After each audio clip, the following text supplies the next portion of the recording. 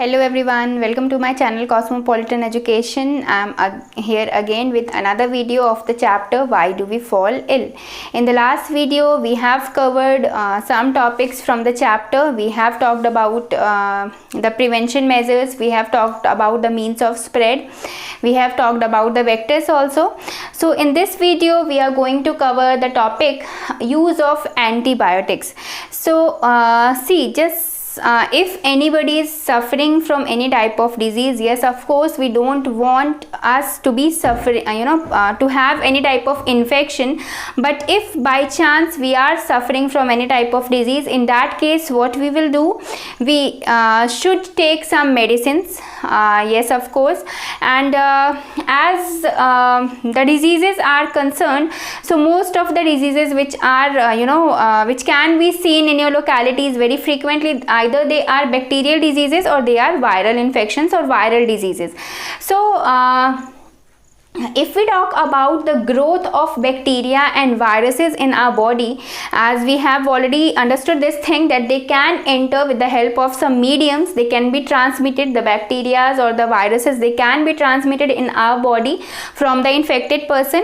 But what they are going to do once they have entered in the body, suppose I was not having any bacterial infection before, but now I am suffering from the bacterial infection. So what the bacteria are going to do in my body, how they are going to affect my system inside, so that I will be feeling ill. So what they are actually going to do, bacteria are going to complete their life cycle in my body. As they have entered, they are not very much in number, but they will divide, they will multiply, they will increase their number, so that infection will also be increased once they enter in a healthy person's body. So as we are talking about the bacteria, they are also going to complete their life cycle in the infected person's body. So for that they are basically creating the cell walls. In the case of bacteria, they are creating the cell walls which are helping the bacteria to complete their lifespan, to you can say complete their life cycle. But if we are taking medicines, because we don't want us to be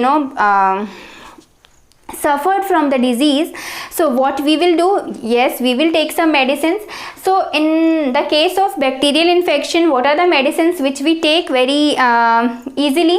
We take antibiotics, because whenever we go to a doctor, the doctor will prescribe the medicine which will be having one antibiotic in it. So whenever we are taking the medicine, what the medicines are going to do inside the body, so that the infection is stopped, because the bacteria was dividing, it was multiplying in the body. So that simply means that the medicine is going to do something in the body, that is going to stop the multiplication of bacteria in the infected person's body.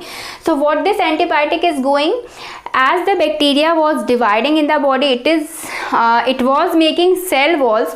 So this antibiotic will stop the formation of cell walls in the case of bacteria. If the person is suffering from bacterial infection, or he or she is going to take the antibiotics are going to release some chemicals in the body, because of which the formation of cell wall will be stopped and the bacteria will not be able to complete its life cycle in the body. So once the bacteria is not able to complete its life cycle, it simply means it is not able to multiply, it is not able to divide rapidly, because their division rate is also very rapid, they divide very faster.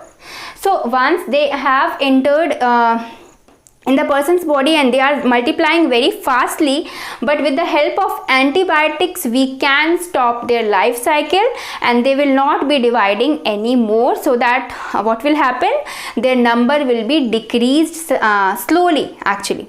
So whenever you are taking the medicines, that is going to affect the bacterial growth, their infection will be reduced, and slowly you will be treated from the disease, or you will be healthy. This was the case with bacteria, but is the case similar in the case of virus also? If we are having any viral infection, can we use antibiotics as we were using them in bacterial infection? The situation is little bit different in these two cases. In the case of bacteria, antibiotics are very, very helpful. But if we talk about the viral diseases, what happens in the case of viruses? The virus, I think you know this thing, that virus, they behave like dead microorganisms if they are outside your body. If they are not entering in the host cell, they are not going to infect any person. At that time they are behaving that they are dead organisms. But once they enter the host cell, once they have taken the entry, at that time they are going to be alive. If they are present in the host cell, they have entered any living cell, so these bacteria are also going to be alive, and they will start dividing rapidly. They will start completing their lifespan in the infected person. So this was the same case actually. Bacteria was also dividing in the person's body, infected person's body. But what is different here, the viruses have a protein coat. The virus has the protein coat which is surrounding its body, and this protein coat is known as capsid. The virus is having this protein coat. This protein coat is very, very protective for the virus actually. This protein coat is very, very helpful for the virus. And if you are taking antibiotics in the case of viral infection also, so what the viruses will do, they will form this protein coat around themselves. This was not the case with bacteria. The antibiotic was easily working on the bacteria, but as the antibiotics come here to affect the virus, as it comes here, the virus easily forms this protein coat around its body. This protein coat is protective for the virus. It is capsid, and it protects the virus from the action of antibiotics. Because of this protein coat present, the viruses are not affected with the antibiotics. So the antibiotics are not helpful in the case of viral infection. The viruses are going to complete their life cycle in the body, and then once they will reach the maximum number, they will affect your body, and then gradually their number will be decreased. But if you are taking any medicine like antibiotics, that is not going to reduce the multiplication rate in the case of viruses, but they can reduce in the case of bacteria. So this was the action of antibiotics in the case of bacteria and in the case of viruses. And one very common antibiotic is penicillin. This is the example of antibiotic which is used very frequently. Okay, so now we have to talk about organ specific and tissue specific manifestation. Okay, so as we are talking about the diseases, or we are talking about the infectious agents, pathogens which are entering in the body, they are going to affect the body. So are they going to attack the whole cells, or you can say all the tissues which are present in the body, or they are tissue specific as they are entering?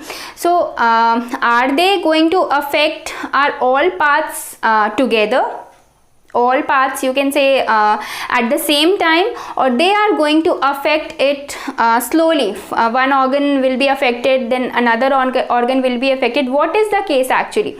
So here we are going to talk about that thing, organ specific and tissue specific manifestation.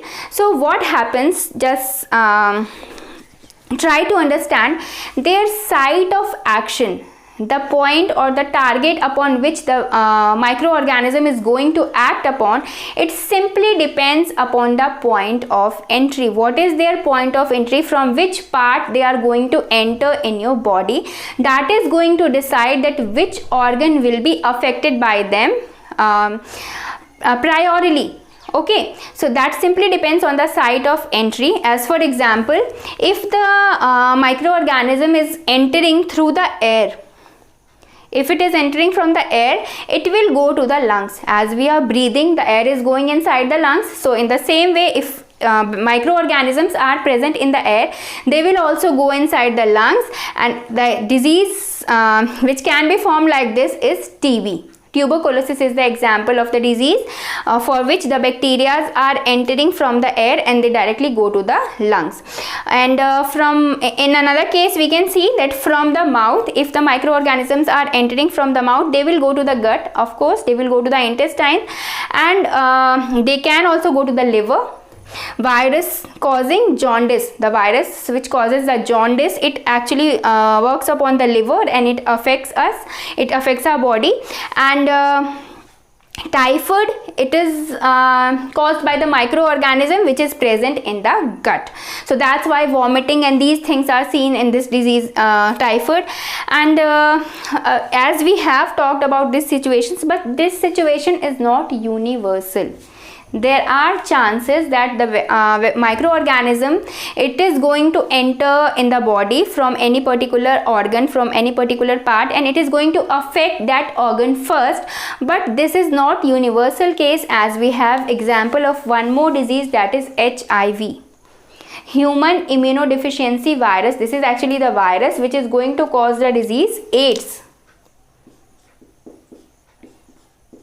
Okay, and this happens via sexual organs, or you can say by sexual contact with the infected person. If any sexual contact is in between a healthy person or infected person, the person which is infected by HIV, in that case this disease can be transmitted from the infected person to the healthy person. And which are the parts which are damaged by the viruses of HIV?